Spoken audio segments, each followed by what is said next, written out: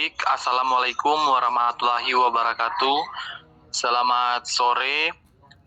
Kami dari kelompok 2 akan mempresentasikan materi kami terkait dengan model pembelajaran example dan non-example.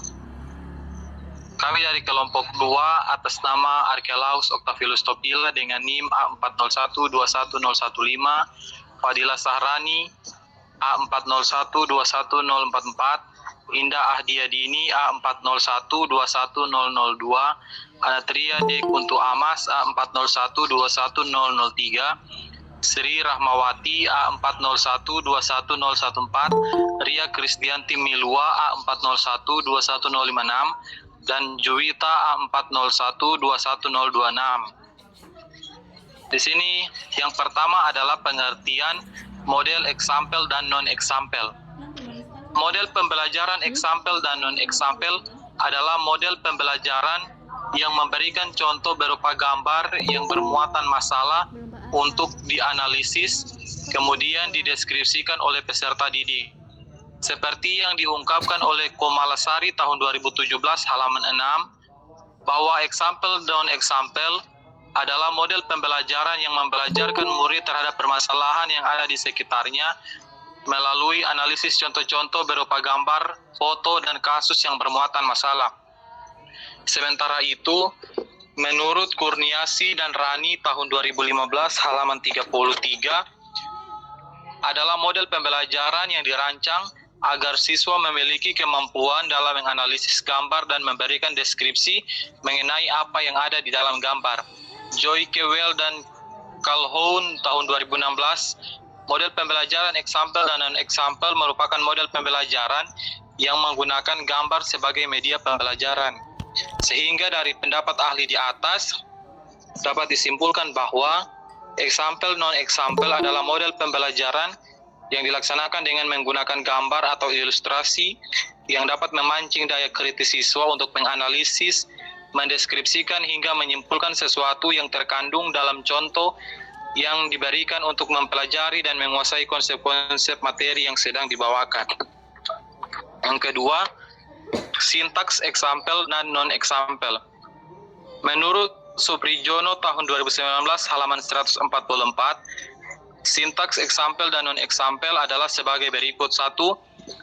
Guru mempersiapkan gambar-gambar sesuai dengan tujuan pembelajaran.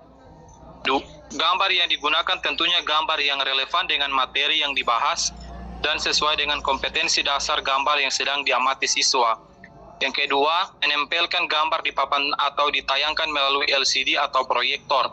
Pada tahap ini, guru dapat meminta bantuan siswa untuk mempersiapkan gambar yang telah dibuat dan sekaligus membentuk kelompok siswa. Yang ketiga, guru memberikan petunjuk dan memberi kesempatan kepada peserta didik untuk memperhatikan atau menganalisis gambar. Biarkan siswa melihat dan menelaah gambar yang telah disajikan secara seksama agar detail gambar dapat dipahami oleh siswa. Yang keempat, guru membentuk kelompok pelajar yang terdiri atas 4-5 orang dan melakukan diskusi kelompok. Hasil diskusi dan analisis gambar tersebut dicatat di kertas. Yang kelima, guru menyuruh perwakilan kelompok untuk membacakan hasil diskusi masing-masing kelompok di depan kelas. Yang keenam, guru memberikan evaluasi dan penilaian terhadap hasil diskusi dan guru menjelaskan materi sesuai dengan tujuan pembelajaran. Yang ketujuh, guru dan peserta didik bersama-sama menyimpulkan materi sesuai dengan tujuan pembelajaran. Yang ketiga, kelebihan dan kekurangan model example non-example. Kelebihannya secara umum, kelebihan model example non-example yaitu kesempatan menemukan sesuatu melalui analisis yang dibantu oleh gambar. Menurut Samin tahun 2017 halaman 76, kelebihan model example dan non-example adalah sebagai berikut. 1. Siswa berangkat dari satu definisi yang selanjutnya digunakan untuk memperjelas pemahaman konsepnya dengan lebih mendalam dan lebih kompleks. 2.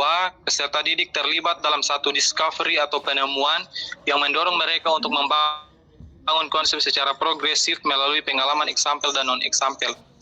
Yang ketiga, Siswa diberi sesuatu yang berlawanan untuk mengeksplorasi karakteristik dari suatu konsep dengan mempertimbangkan bagian eksampel non-eksampel yang dimungkinkan masih terdapat pada beberapa bagian yang merupakan satu karakter dan konsep yang telah dipaparkan pada bagian eksampel. Sedangkan menurut Kurniasi tahun 2015 halaman 3, kelebihan model eksampel non-eksampel adalah sebagai berikut. 1. Siswa menjadi lebih kritis dalam menganalisis gambar dan siswa mendapatkan pengetahuan yang nyata dari materi berupa contoh gambar. Yang kedua, peserta didik diberi kesempatan untuk mengemukakan pendapat pribadinya mengenai gambar-gambar yang mereka lihat.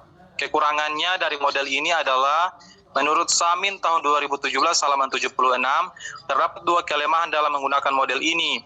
Yang pertama, tidak semua materi dapat disajikan dalam bentuk gambar. Yang kedua, berpotensi memakan waktu terlalu banyak waktu. Yang keempat, model eksampel dan non-eksampel dalam pembelajaran berdiferensiasi dengan materi bangun datar. Sesuai dengan sintaks dari model pembelajaran eksampel dan non-eksampel, maka materi bangun datar dapat disajikan sebagai berikut.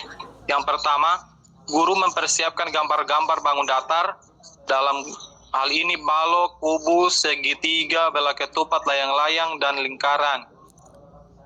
Yang kedua, guru menempelkan gambar bangun datar tersebut di papan tulis atau dapat ditayangkan melalui LCD jika tersedia.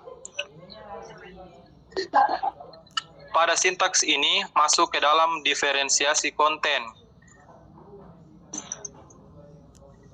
di mana guru menyajikan materi sesuai dengan profil belajar siswa, minat, dan kesiapan belajar yang ada, yaitu audiovisual, visual, dan kinestik. Yang ketiga,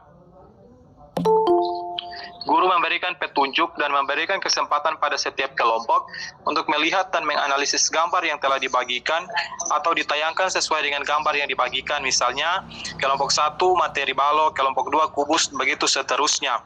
Pada sintaks ini, guru membagi siswa menjadi beberapa kelompok secara heterogen sesuai gaya belajarnya. Ada yang visual, audiovisual, dan kinestik. Pada sintaks ini masuk ke dalam diferensiasi proses. Yang keempat, guru memberikan kesempatan masing-masing kelompok untuk berdiskusi tentang bangun datar yang telah dibagikan pada masing-masing kelompok, terkait dengan ciri-ciri bangun datar, sifat bangun datar, dan rumus bangun datar sesuai materi masing-masing kelompok. Yang kelima, siswa menuliskan hasil diskusinya pada LKPD yang telah dibagikan oleh guru dan mempresentasikan hasil diskusi di kelompok. Yang keenam, guru mengevaluasi dan menilai serta menjelaskan materi sesuai dengan tujuan yang ingin dicapai. Kemudian terakhir, bersama-sama memberikan kesimpulan.